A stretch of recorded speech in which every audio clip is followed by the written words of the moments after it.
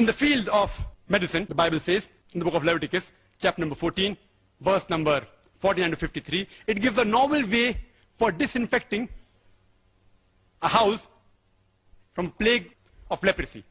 Disinfecting a house from plague of leprosy. It says that take 2 birds, kill 1 bird, take wood, scarlet, hyssop, and the other living bird, dip it in water, and under running water, later on, sprinkle the house 7 times with it. Sprinkle the house with blood to disinfect against plague of leprosy. Disinfecting of the house.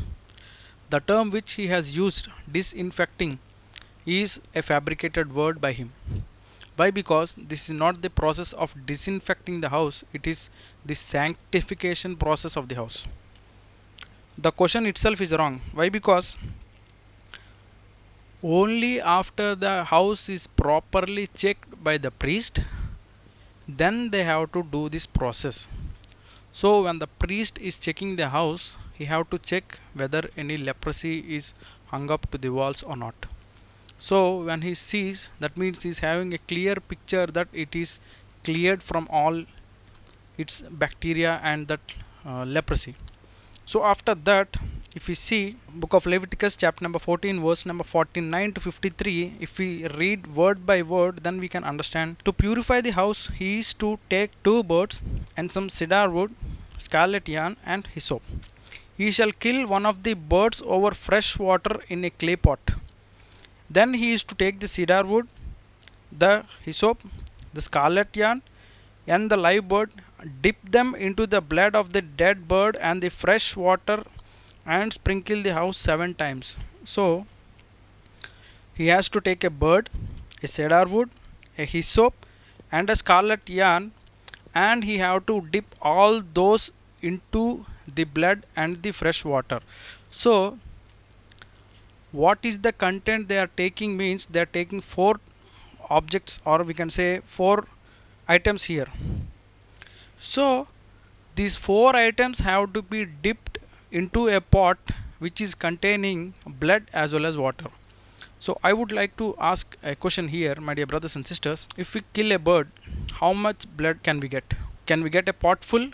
No, we may just get 100 ml approximately. So this bird have to be dipped into the blood of another bird.